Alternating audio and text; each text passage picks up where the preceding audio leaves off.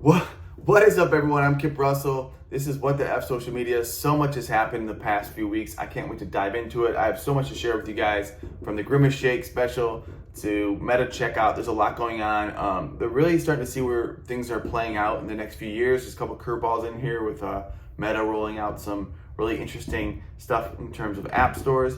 But I think the space is starting to change with a lot of new disruptors like Elon in place. I want to share with you guys. Let's get into it. If you don't know who I am, Kip Russell, social media influencer with 1 million followers. I'm also the head of social and advertising agency. I do help lead the production, the content, the video, the strategy, the paid ads, etc. I've been doing this since the MySpace days, so I'm just sharing with you guys everything I'm paying attention to, right? So super important here. I'm going to dive into what I think is really a bigger trend, something that Meta is rolling out that's really the shape of the apps, and it could really impact a lot of you e-commerce and marketing professionals out there. So the first thing is Meta is enforcing checkout to be implemented starting by April 2024. You will no longer be able to run your shops. Where people click right now on your shops, your ads, or your tagged Instagram post, they go to a site and then it clicks, and then you go to a website and check out. They are now forcing everyone to basically have checkout initiated, so you have to check out in apps. I said check out a drink every time I say check out here, but let me just kind of explain what this means. So, Facebook, since the iOS 14 and iOS 17 is coming in place, Apple really put a stake in the ground. You're losing all this data, this great data that was kind of really perfectly working in Facebook's favor. So someone clicked on an Instagram ad or Facebook ad or a shopping link, and it went to a website and they purchased. Facebook was getting much more credit. You were definitely seeing that data better. Apple really ruined that, and we're going to talk about something that Facebook's doing to counter that even more now.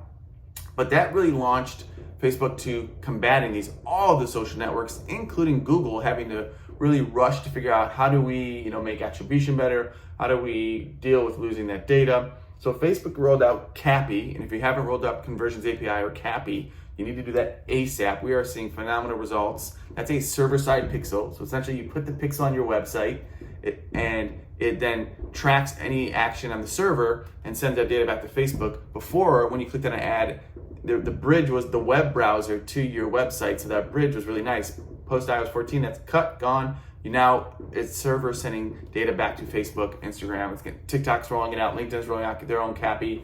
Pinterest has a version. You need to jump on that. But checkout, to me, is the bigger sign of the future, where just like Facebook in-app lead forms, the social networks don't want you to go to the website anymore. It's their big FU to Apple. It's also their way to say, hey, businesses, you're missing the point. What Facebook, Meta, Instagram's doing, what TikTok's going to be doing when they roll it out, their version of checkout, Pinterest, etc., is when someone clicks on our ads, they're ready to buy, and you should be giving us credit. And also, you can now see and quantify all the great stuff because you know that they purchased through Facebook. So that synergy from the your commerce managers to your back end through Feedonomics, etc., is going to be more important. But all of us, we're all going to have to learn this year. We're all going to have to roll out checkout. So the bigger sign is you're never going to leave the app. TikTok's trying to get you to do it already with live shopping, right? They're trying to do that. It hasn't been adopted in the US, but if you understand the landscape is where things are going to go with the mobile phone, and maybe if it goes, AI is, one click, check out of Facebook, just like you're on Amazon. And I think it's a great thing for Facebook marketers. I think it will take some while for the consumer to trust and adopt, but I've actually talked to people on my team, and people have already purchased through checkout. So I think this is a bigger moment. I hope it will also, we're seeing some great things in the ad platforms already with Advantage Plus and all the new things rolling out, and simplification of your ad accounts, and focusing on hero products versus everything in your store.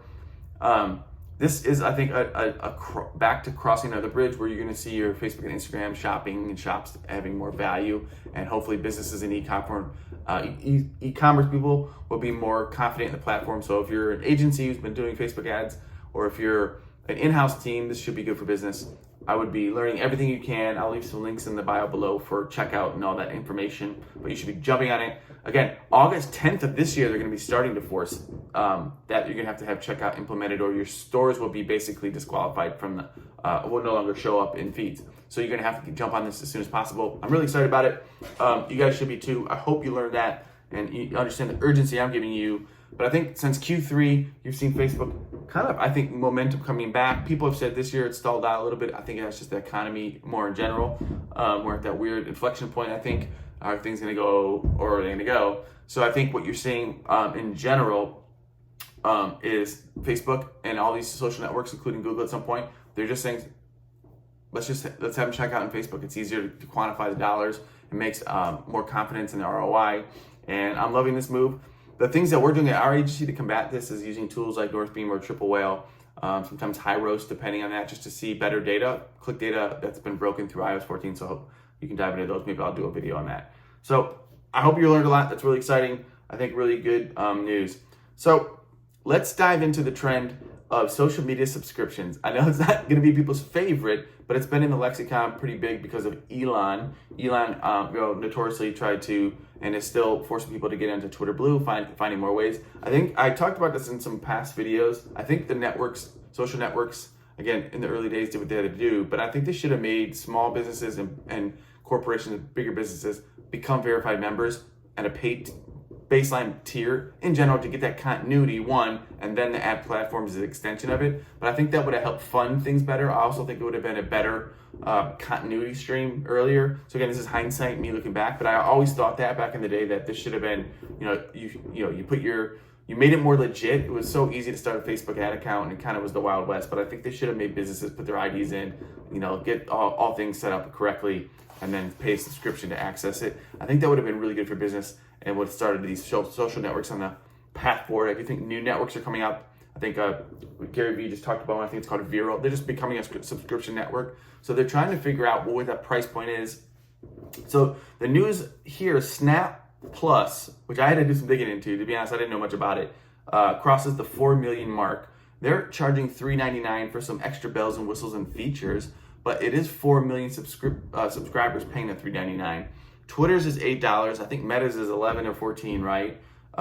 YouTube Premium has a subscription right there, about 50 million subs. So there's going to be a version of non-free social, and I think that's just going to be in the culture in the next 18 to 2 years, where people are going to pay to see less ads, have a better experience, get access to different things, and potentially more reach. But I think also people are going to pick their favorites. Hey, I like Instagram and I like this, and I want the premium experience. But I do think the price point is going to have to be the pivot.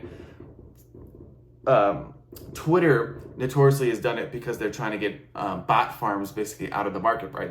They're pricing it at a point where it's just getting harder and harder for trolls and farms to do that, as far as we can tell. You can see more information on the article I'm going to link below in Social Media Today. But I do think what you're going to see is either networks coming out straight subscription. It's pretty crazy. There's so many things we subscribe for. I'm going to have to find an affiliate here that something that I use to kind of kill some subscriptions for my own life. But I do think there's going to be versions of these where people will pay up. I think smaller businesses and businesses that are power users that need to get more out of the tools will pay up. I think it'll take some time, but I think it'll be worth it in the long run as long as they bundle the packages right for social networks. I'm not happy to say this, and I think for the consumer, that's okay being the customer, right? So if we're getting something for free, we are the product. It is what it is, But I think for people that are using it more professionally, you'll start to see them move into that subscription model for the added benefits and features. I'm not sure it's the check mark is the best play, but it might be, more reach or something simple like that. Another part of the Twitter lexicon, Elon's been, I think, innovating in public. It's been pretty crazy. It's been people saying that the network's worse. I'm on Twitter Blue. I think the network's fine. I do see it going more. I'm seeing more like broader news conversations than ever. I think the fact that right-wingers to people are back on the network is pissing a lot of people off in what they're seeing. I'm seeing no bots basically in Twitter Blue. My experience is like when people are saying Twitter's down, I've never seen it. Not advocating or trying to say Elon's and other things. I think Twitter Blue's been great, but recently we got to talk about Twitter implements the limits to usage to combat data scrapers. Now you have to log in to actually see Twitter at all. I actually was on desktop trying to look at a news article and I had to log in just to see it. You can't see it. And Meta's homepage, it used to be like that. And I guess 40% of people in Europe never even log in. They basically just read Twitter and scrolled Twitter or went quickly to Twitter news. from not just like the homepage. They never even logged in. I think this is another way, as people read, that they want those 40% of people to log into Twitter to see it so they can serve ads. That's an increase in usage, better performance in ads. I'm shocked that people actually don't log in, to be honest. But so Elon announced this in a tweet. It went pretty shit show. Twitter down was, Twitter's dead, all that same old trends that happen every few months before and after Elon took over. He said basically something about, I think they were at like 600, you had a scroll limit of 600 or something tweets, and then unverified users, etc. It went up 3 times in like an hour or two. This was a few days ago. It landed at, people can now scroll limit. So again, how many tweets you can scroll as a verified user 10,000 tweets. I'll never get to 10,000, to be honest, in a day. Non-verified can only scroll 1,000 tweets, and then new accounts, which is I think where the bot part is coming in. Maybe that's the part that stays low artificially. It's like when you sign up for a Meta ad account, you basically get charged every $50 you spend. They don't want to get caught, or they don't want scammers, etc. So this is a version of that. Meta and actually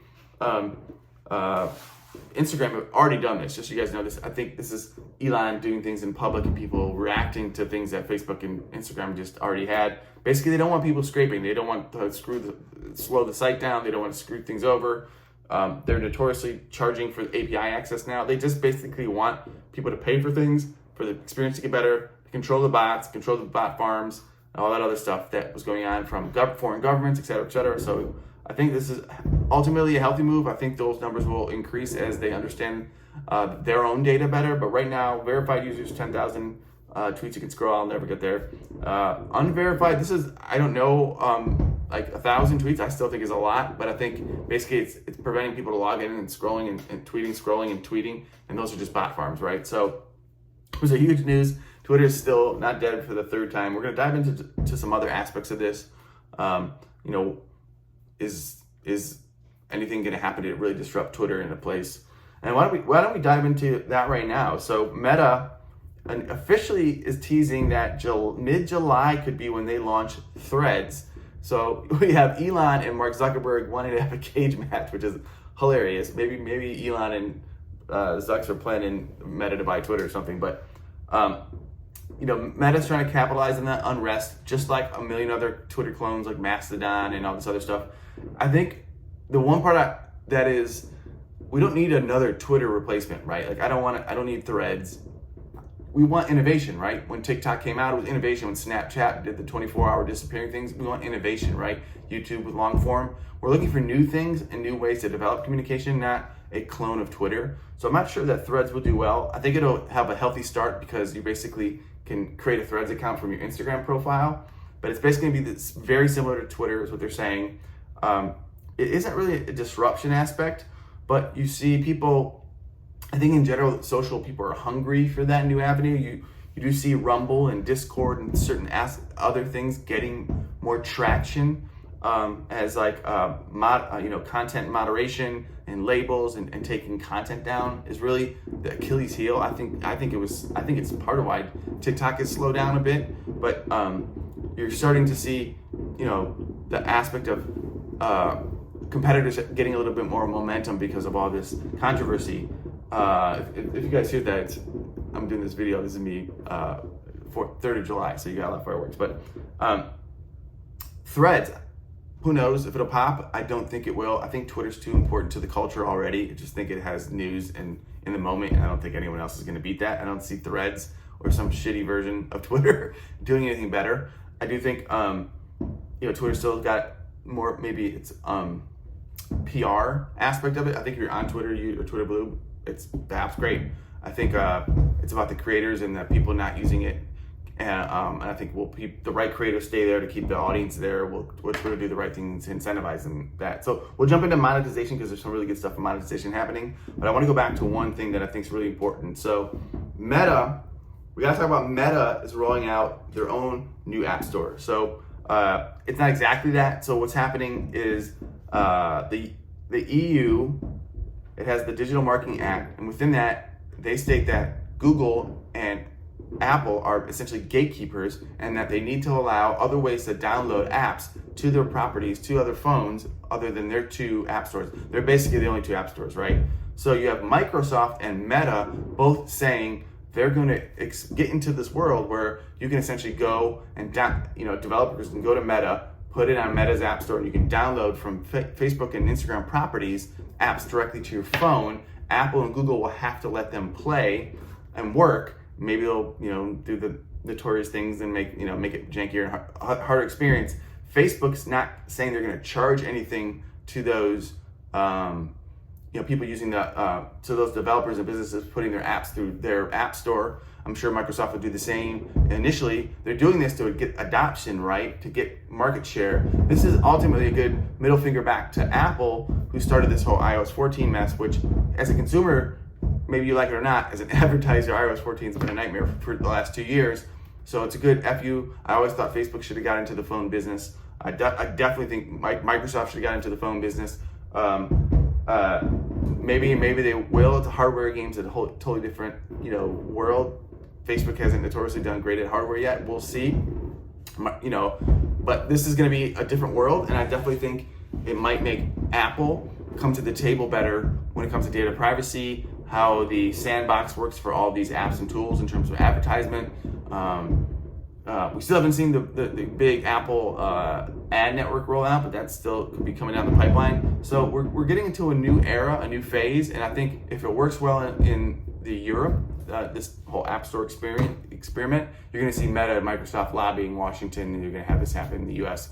immediately because it's revenue, it's leverage, right? And I think that's the most important thing that these big players can have right now. And I think in this sort of crazy space post iOS 14, I think it's going to be important for Meta. It's going to be important to Microsoft and LinkedIn as they get in the game. So we'll talk more about some of that stuff soon. We need to talk about LinkedIn monetization. They recently have rolled out creator mode. I'm on it myself. I have about 10,000 followers on LinkedIn. Essentially, they're trying to get people to incentivize more, giving you more data, understand how to grow your accounts, different data points in the back, just like a Facebook profile. So you can see, hey, I posted 30 times, I got this much reach and impressions and engagement. The natural progression is to monetization. So I think this is a great move. All the apps are racing to the best version of monetization. Rev share is already there on Google properties, YouTube, right? It's there on TikTok. It's getting better. Meta and Facebook, Instagram are getting into better rev share. I've seen some creators making $20,000, $30,000 a month on Facebook with videos. I think you're going to see Instagram go that route.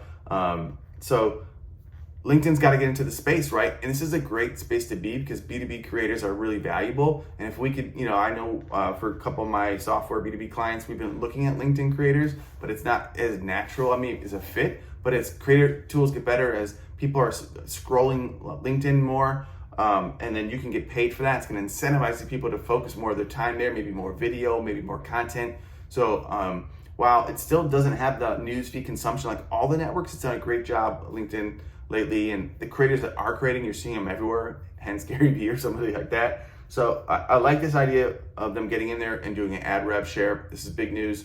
I think LinkedIn's been doing all great things, but I think where they struggle is the ad platform is really expensive, and also they need more inventory. So I think the more you can get creative posting, you can share rev. I think this could be great. It's also could be great as a B2B creator. You can make a lot of money if this is done right, and I think that's really exciting. Just like all this time, it's a great time to be a creator. So get out there, start posting.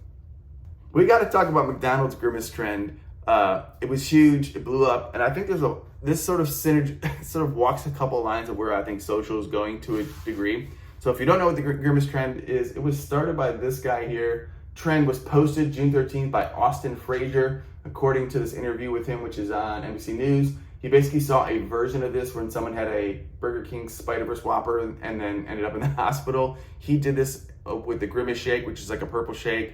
I haven't tried it yet, but this is a phenomenal trend for McDonald's. Kids across the country, their sweet spot 18 to probably 30 went out and bought shakes and made these little scary movies where you basically drank the shake. Happy birthday, Grimace. It starts off real positive and G-rated, and then it's like it cuts to like a murder scene.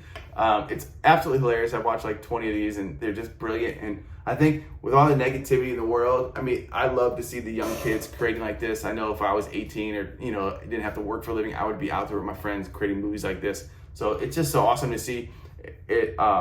Maybe it wasn't what McDonald's would have picked as a campaign, but man, they got so much earned value. They tweeted out, I think they tweeted out like us pretending not to see the trend with a picture of like Grimace making a face with like his eyes wide open.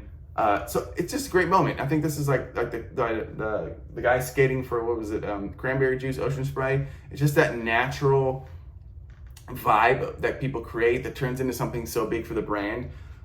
And I want to pause here because it made me think about where things are going in general. And Gary Vee, if you have, Gary Vaynerchuk, he was explaining in a recent video on his LinkedIn account that brands should go, if you don't understand the TikTokification of social, essentially with a vertical video done well, if you post it on TikTok, Facebook, Instagram Reels, or YouTube Shorts, you could blow up. I mean, brands, they just don't get, you could be cranking out 3 to 20 posts a day on these networks and just going all in an organic creative. It's the best time ever to do that. I mean, I dabble and I have 1 million followers, right? Like,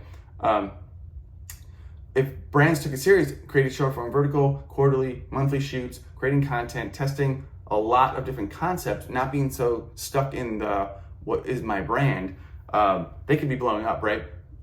This begs to my point of, like Gary Vee said in that video, that you should be really focusing on organic strategy. When something goes, you then take your media and amplify the good creative. So use your organic as a testing ground for creative. It's a very hard thing for brands to wrap their head around, because typically you plan the creative and the media at the same time, you ran TV spots. The game is just not that anymore. It's much harder, not even harder, it just takes more like sweat equity to do what Gary's saying, is make a lot of organic content, find what's working for your brand, make more of it, and then amplify that. So let me think of this as like the agency in the world changes. What if the bigger role of creative agencies and agencies is to not only just make things, it's more about media planning, writing those creative briefs, and then like literally sending it out to 1,000 creators, having them create it, taking the top performing stuff and just making that your campaign. As long as it fits through that thread of your brief, what does it matter anyways? I know that's a bold statement. I know marketers are going to push back on me. That is really the biggest moments in culture and brand marketing the last 5 years, is how it's happened, but it just happened as someone creating content for the brand that they love. You've actually seen TikTok experiment with this in a way with what they have a program called TikTok Missions, and they essentially have not a great brief, but they give you enough just to make a video, and then like thousands of people make it, and then they share in the revenue of the campaigns, and then certain aspects of those, the better content chosen by the brand gets blown up, like it gets boosted basically, and then you get a big part of that ad share. I mean, that's very modern. It's a lot scarier maybe to brands, but it could be way more efficient and way more effective if you're rolling out these broad monster campaigns. Again, I'm speaking in theory because there's some challenges to the 1,000, the 2,000, or however many creators you want to tap. But it just speaks to that, sometimes things that you can't plan and more natural marketing and it's fun like this, I think is still dead on for their, their brand. It's like so good. It plays off a funny character, and it actually reached the younger demographic, but it did it in a very organic and fun way. And I really don't think that any creative, I feel like these are the ideas we throw out to brands, and then they laugh because it's just, they're like, oh, it's not on brand, but essentially it's the thing that drove the Lex. Again, I know this is a wild theory. I definitely think there's a room for this with a bigger brand to play more like this and test things out. But I do think the theory that Gary's going on, if you understand TikTok Reels, how you can basically have no followers posting, get 1 million views, or if you consistently post all day, you're just gonna blow up because you're going into a endless feed of people trying to find content that's valuable, entertaining, or emotional to them.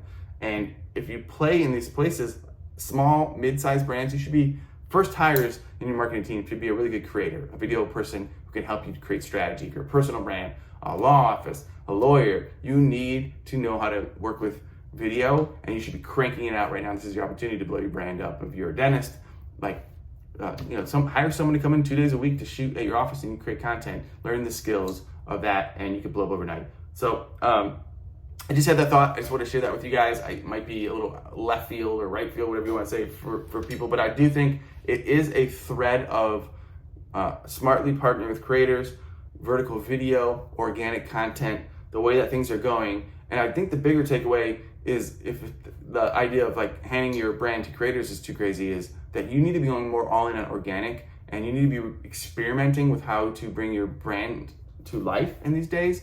And all you have to do is hold on to is education, entertainment, creating emotion through your brand lens, your creative briefs. So I think there's a lot of opportunity out there. We've had brands go viral pretty quickly in the first few posts of us just doing quarterly shoots for them. So hope you learn from that. Would love to hear your thoughts on that crazy thought from me as well.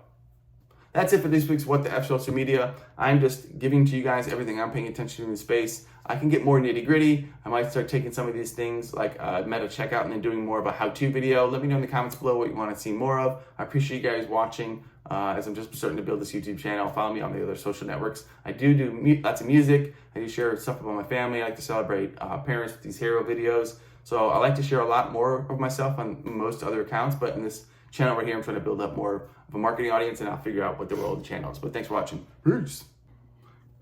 Just to cut in, after I did that video, I saw an article that says Bose modernized its marketing. CMO says passionate music fans, not traditional ad agencies, are driving the brand forward. This is literally what my theory was just saying, where they're basically building an in-house team to partner with agents, to creators, to bring the brand to life instead of actually going to an ad agency. So I'm in the ad agency space, but I'm also a creator, understand the different dynamic of it. So I could see this being where your marketing team basically works with 20 to 100,000 people that just know how to bring the brand to life through a creative brief. And this really becomes the way that people market their businesses. In theory, it could be cheaper, but also there's different risks to it. But you get a lot more creative. You get you're going to the community and building your brand versus going to a place that thinks, that then tries to create creative for that community. So I like the idea of this better. I could see this leading to, a lot more of like the middleman doesn't become the agency, becomes like the creator, like management teams or whatever it ends up being. But I like the idea of the streamline of this, and maybe the agency is about the strategy, like what do we need, blah, blah, blah, the media aspect, the buying of it. But this is, to me, a total great, it's kind of like if you watch like a Ryan Panetta, they're basically like business owners, personal brands talking to other business owners, and it's how you build that ecosystem. So you're bypassing the gatekeepers. And to some degree, I really like that strategy. And I just wanted to jump in here with this quick cutoff that maybe my idea wasn't so far off of where the climate is going. And I think you're seeing a lot more people thinking like this. Later.